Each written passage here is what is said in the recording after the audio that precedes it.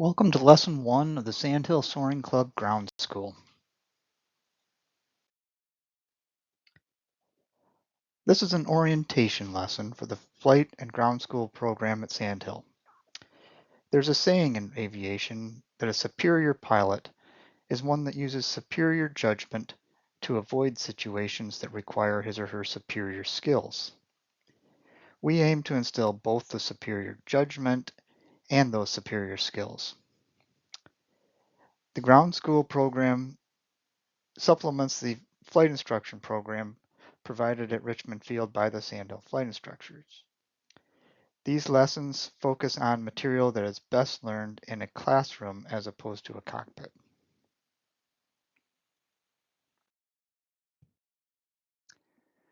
First thing I want to talk about in this lesson is some of the different pilot certificates that are available, starting with student pilot certificate, private pilot certificate, commercial pilot certificate. And for each one, I'm going to briefly discuss what privileges that type of certificate gives you and what the requirements are to obtain that type of pilot certificate. Then I want to give you a little outline of what you should expect during your training to become a glider pilot at Sandhill.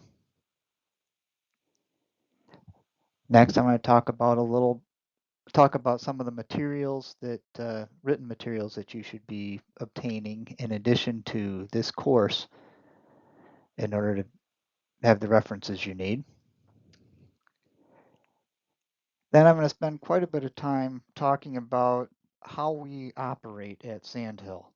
Everything from how we do scheduling to how we keep records to just a typical day at Richmond Field and how we manage launching and retrieving gliders. One thing I'm going to be stressing throughout this course is aeronautical decision making. So this will be a recurring topic, and I'll address it for the first time in this lesson, but I'll also be addressing it in a number of future lessons.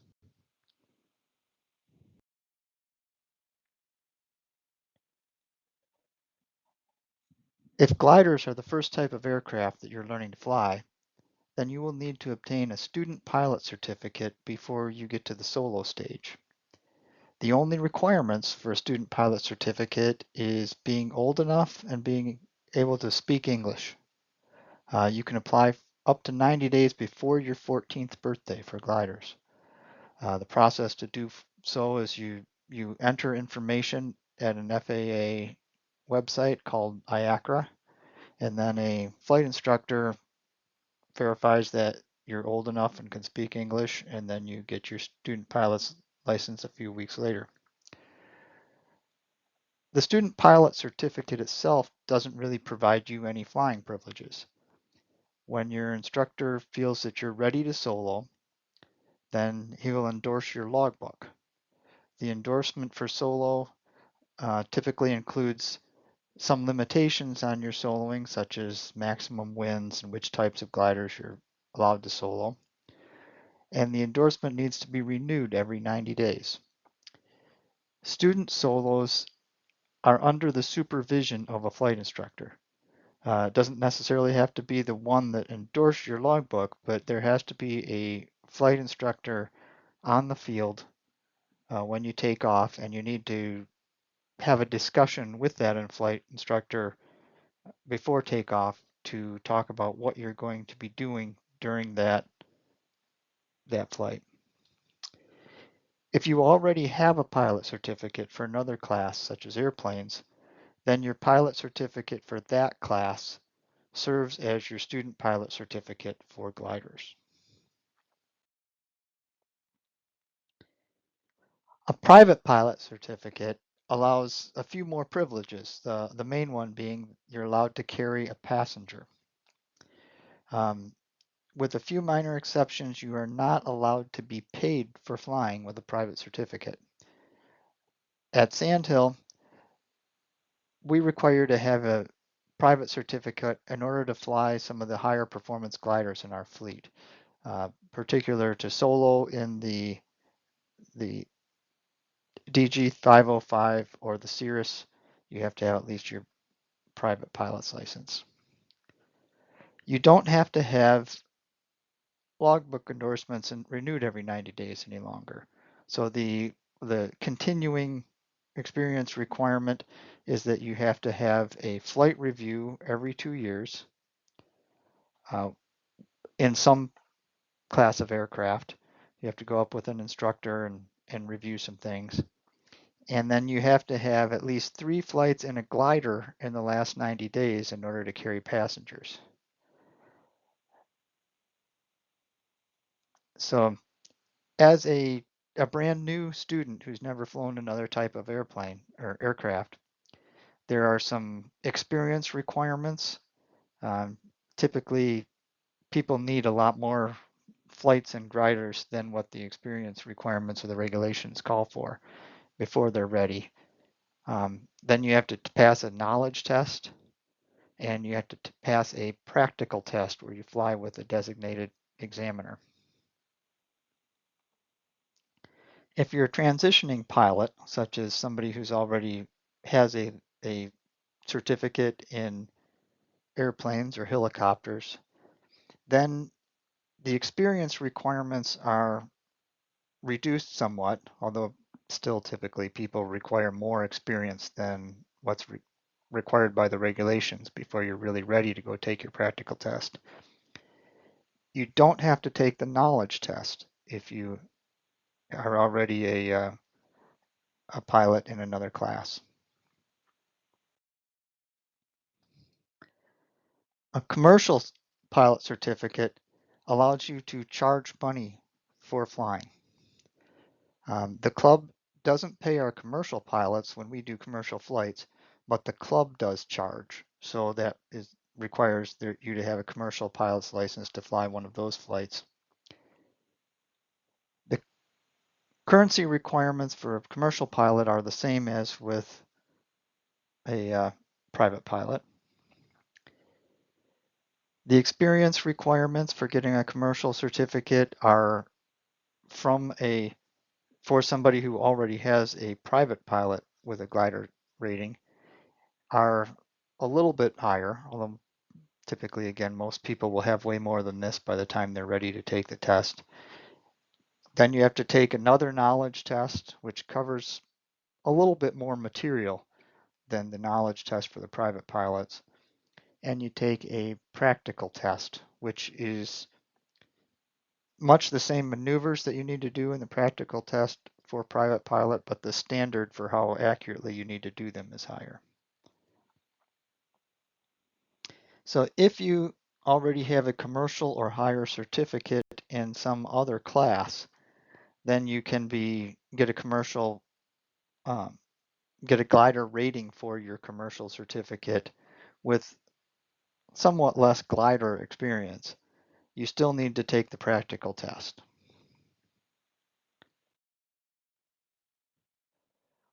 So flying a glider involves a series of deciding what you want the glider to do and then moving the controls to make that happen.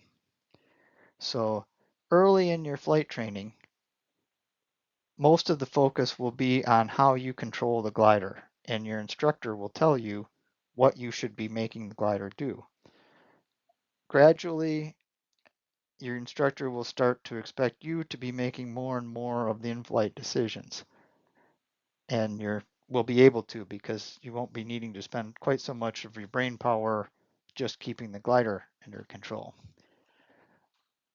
Gradually, by the time you get up close to your solo time, you'll be making almost all of the in-flight decisions, and your instructor will just kind of be checking to make sure you're making good decisions. The first milestone in your flight training is your solo flight. So as you get close to your solo flight, I recommend that you kind of pick out one of the instructors in the club that is around quite a bit and that you have a good rapport with to help you get endorsed for your first solo, finish you off, getting you up to that point. Um, Typically, you will fly with different instructors each time you come out, and you usually have 2 flights. And a lot of instructors aren't going to be ready to sign you off for solo based on only 2 flights. So it's good to pick one to get you past that endorsement when you reach that stage. Now, in the ground training, which is this course plus the instruction that you will get on the ground from your flight instructors, that's preparing you to pass the knowledge test, which we'll cover in a little more detail later. Those two really come together when it's time for your practical test. Your practical test will include both a oral portion and a flight portion. And in the oral portion, the examiner will ask you anything that you've learned in your ground training, anything that was on the knowledge test, and also other material that they just believe you should know. And then after you do the oral, you will go up and do a few flights with the designated examiner, and they will test you on the things that you've learned during your flight training. After you've done your practical test and you've got your private, or if you're converting from commercial in another class than your commercial glider rating, the learning doesn't stop. You'll be moving to a little bit higher performance gliders. You'll be learning to do thermaling a lot better, learning to do some cross-country flying. If you branch out and go on some trips, you can learn how to do ridge soaring or wave soaring, and you continue learning a long time after you've got your first license. So the ground school curriculum includes 14 separate lessons. The material in the first handful of lessons are pretty closely correlated with things that you'll be doing in your flight instruction lessons. And then as we get into some of the later topics, they are topics that are needed for passing the knowledge test and also just to make good decisions in your career as a glider pilot.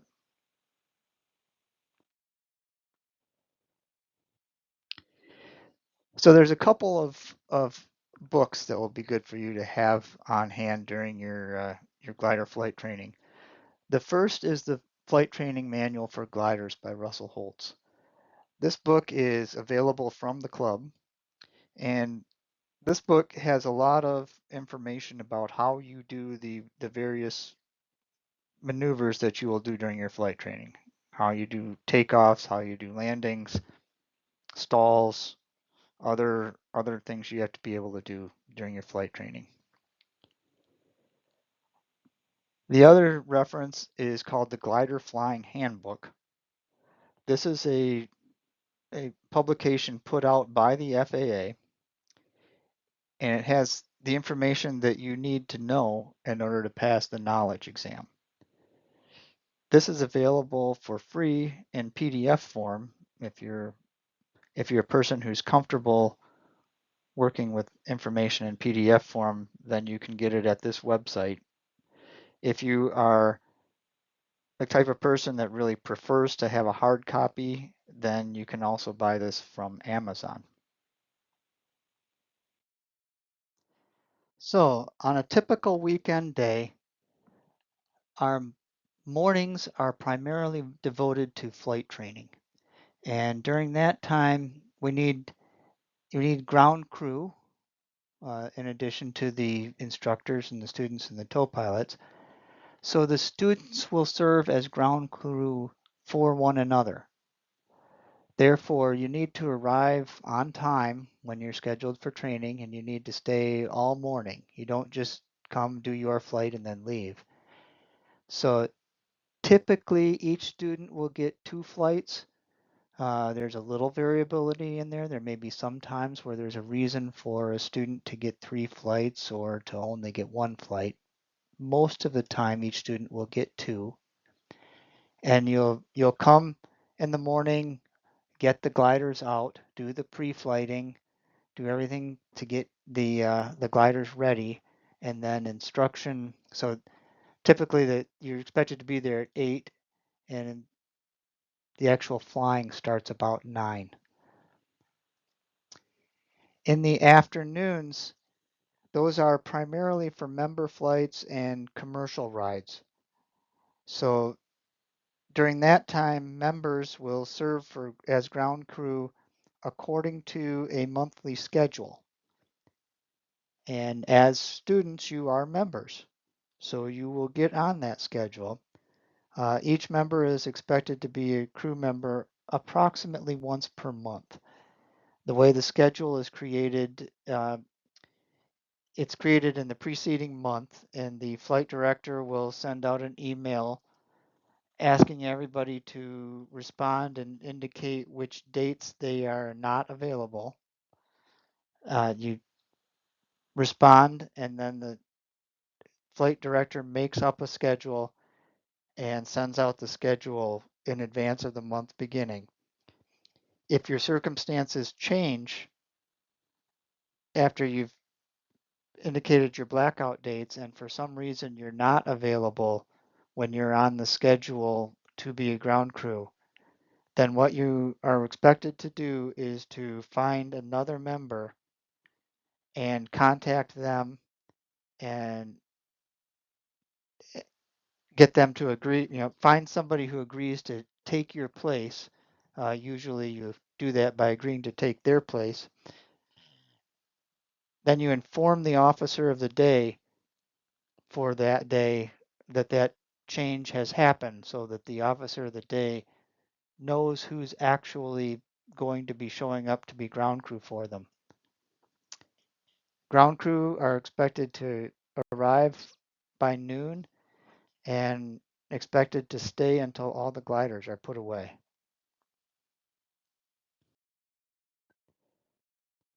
Our morning operations run a lot smoother when the officer of the day and the flight instructors know who is going to show up wanting flight instruction that day. And because of that, we insist that all students and also all rated members who are going to want flight instruction reserve a training slot in advance. So the way that is done is through the members area of our website, which is at this length. You need to have an account on the website in order to do this. To get that account, you should contact the webmaster at this email address and tell him that you need an account and he will set that up for you. So to sign up for training, you go to our website, you go to the members section, and then you click on training reservations. And you get to this page where you get a chance to select which day you want to, and then you click reserve now.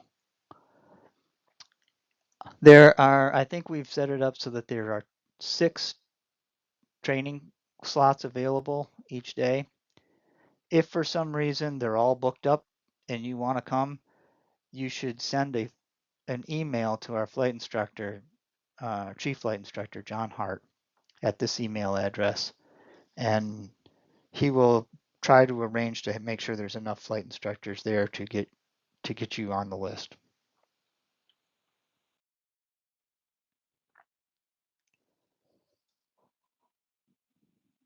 So there's a few documents that every pilot has in the club. One is something called a pilot currency sheet. So every member that has flight privileges needs to have an up-to-date pilot currency sheet in a binder on the ops cart. You need to update it every year.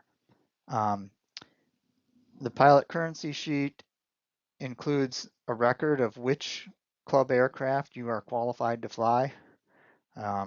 Also has your emergency contact info. So as pre-solo students, you won't be listed as qualified to fly any of the gliders solo.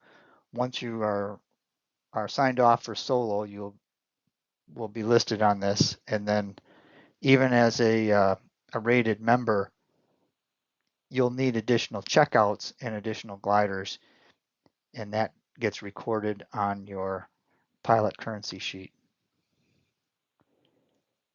Now, student pilots, in addition to the pilot currency sheet, should have a training folder.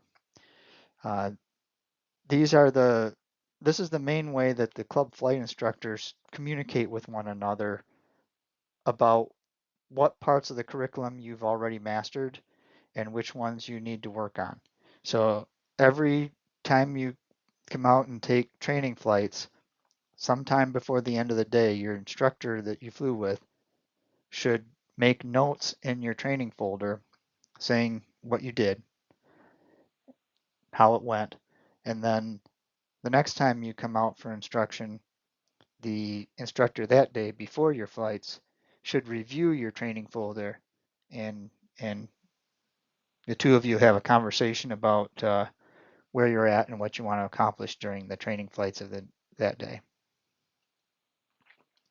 Also, all pilots are required to have a logbook, and we do have logbooks available from the club that are designed for glider flying, which are a little bit different than the logbooks for airplane pilots in terms of which information gets recorded for each flight.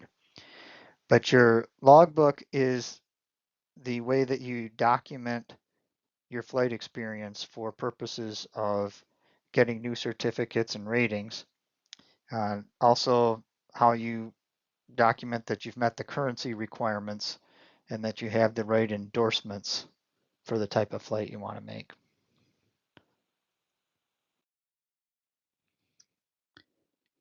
So here's a little map of Richmond Field. And Richmond Field has one marked runway, runs north and south.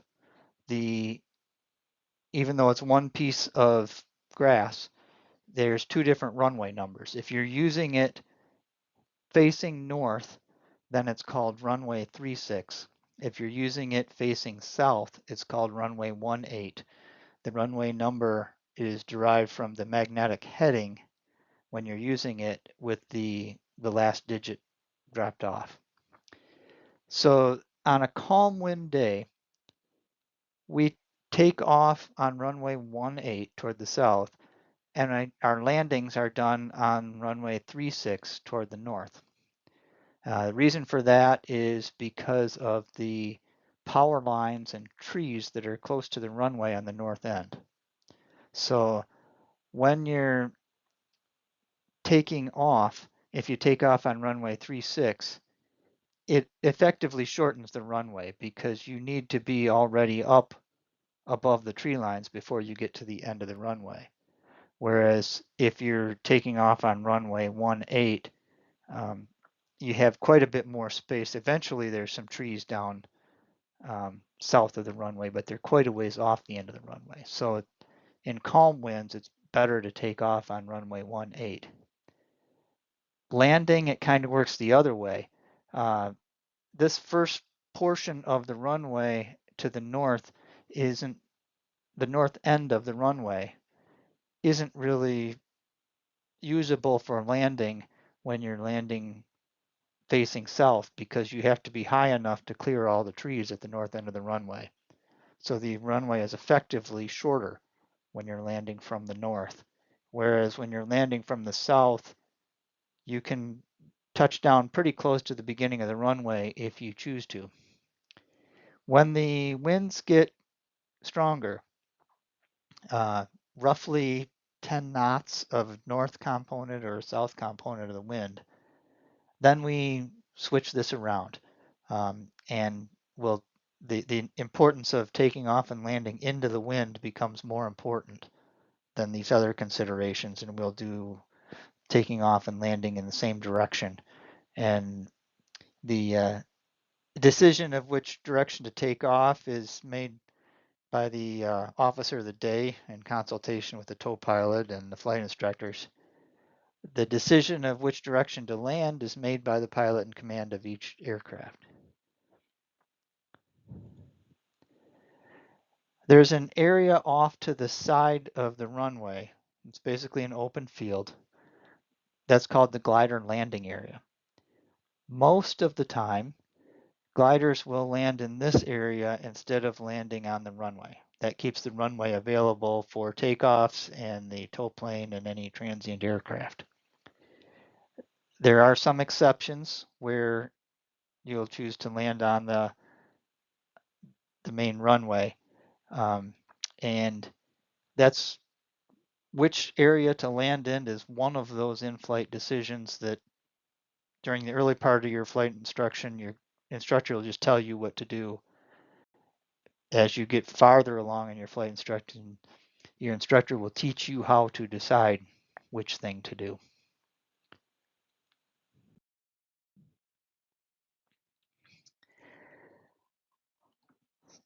So now I'd like to talk about aeronautical decision making.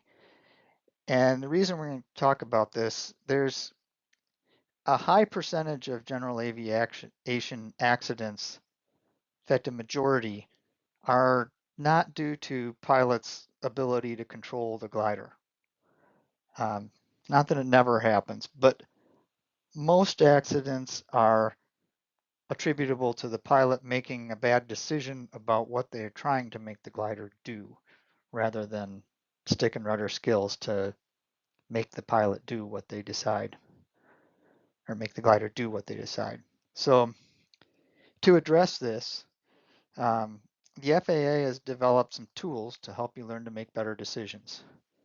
And one of the tools that they've come up with is this thing called the DECIDE model that describes decision-making processes where pilots have a plan for their flight, and they're continually updating that plan based on new information.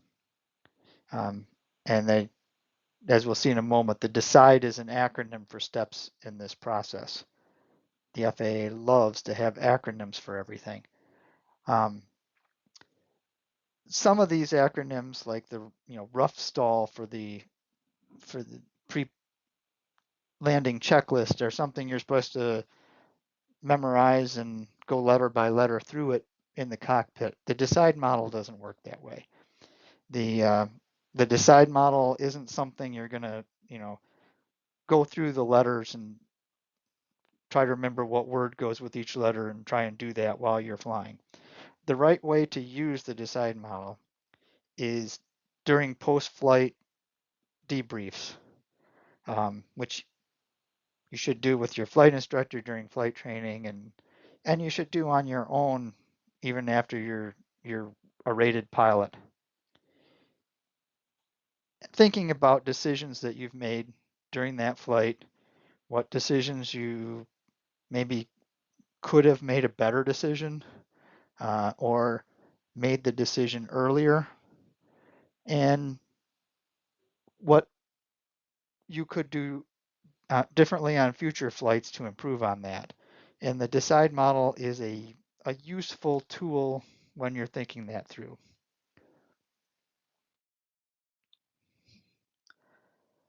So the first D in DECIDE is for detecting that a situation has changed. So that's it's in here because a lot of times when people make bad decisions, or more accurately, fail to know that they need to make a decision at all, it's because something changed that should have caused them to make a change in the decision and they didn't notice, or they noticed later than they should have. So an important part of making good decisions is to be cognizant of changes in circumstances, differences from what you expected, and be able to sort out the ones that matter from the ones that don't. So the next step is to estimate how that change in condition is going to impact your plan. So sometimes things change and that it doesn't really matter that they changed. You don't need to change your plan to just because something was a little different than what you expected, but you need to make an assessment of how the change is going to estimate or is going to change what you should be doing in your plan. The C stands for choose, to update what is considered a successful outcome. This one's a little weird. Generally you think, well, you should figure out what's a successful outcome before you even make your plan. But the reason it's in here as a part of this iterative decision-making process that you should be doing while you're in flight is that sometimes you need to change what counts as a successful outcome. If you're taking off and you're planning to maybe fly to another airport and then back and land at Richmond Field, and changes in the circumstances, you might want to change from considering the successful outcome being back at Richmond Field to successful outcome is just landing at some airport where it's easy to go get you.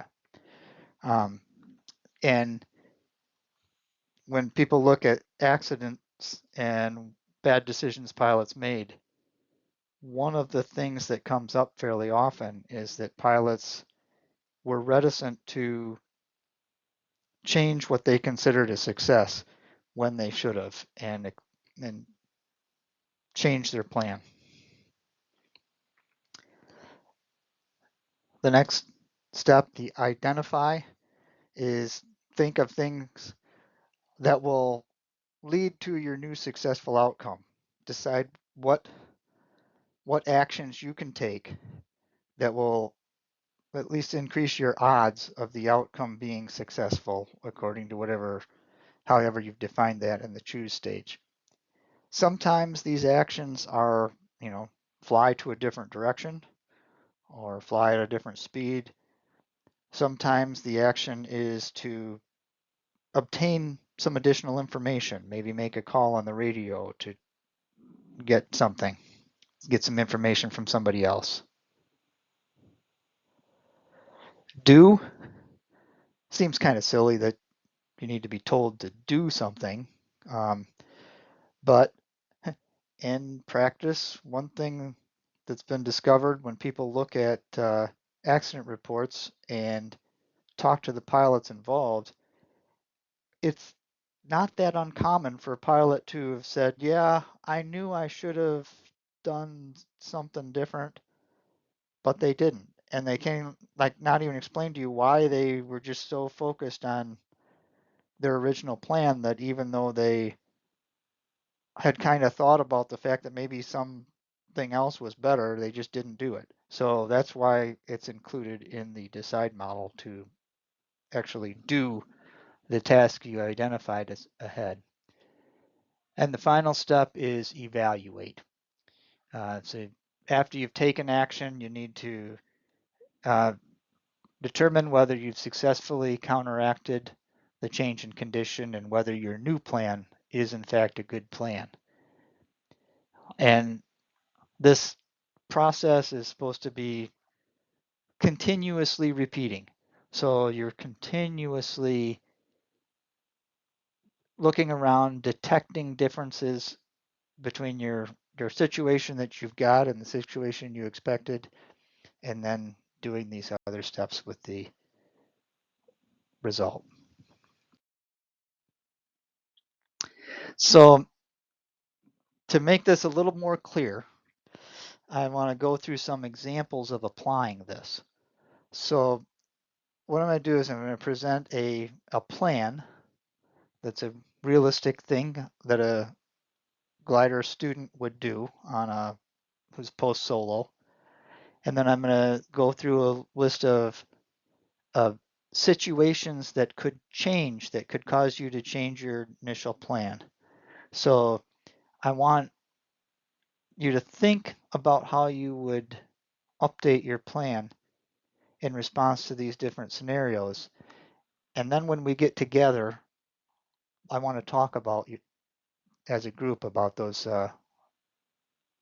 your ideas on that. So let's say that you planned to fly 9-4 Golf, which is one of our Globe trainers, on a solo flight, planning to take a 3,000-foot tow. And then after releasing from the tow plan, your plan is to practice some steep turns, practice some slips. Those are both maneuvers that you have to become proficient at when you're preparing for your check ride. Then return to Richmond Field and land.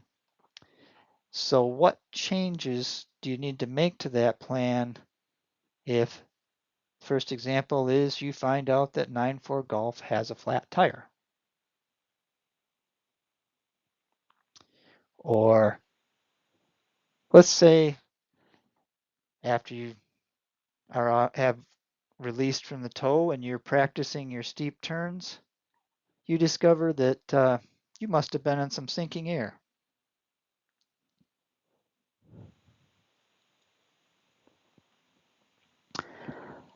Let's say that when you return to Richmond Field, you notice that another glider stopped right in the middle of the glider landing area, right where you were initially thinking you would land.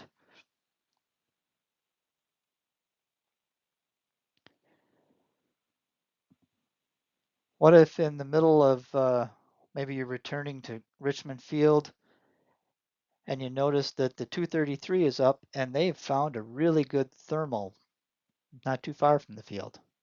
Does that change your plan?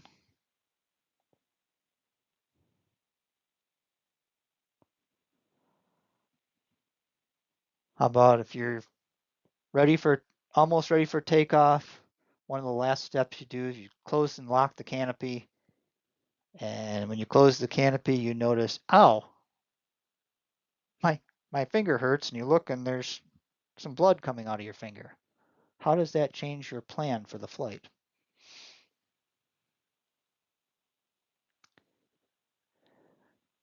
So another situation that could be different than you expected is that maybe your tow pilot took you downwind from Richmond Field instead of taking you to the place that you thought the tow pilot would take you.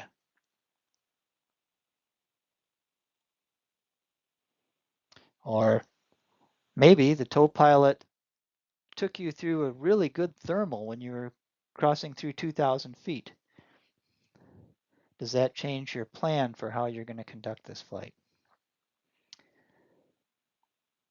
Okay, thank you. See you later. Bye.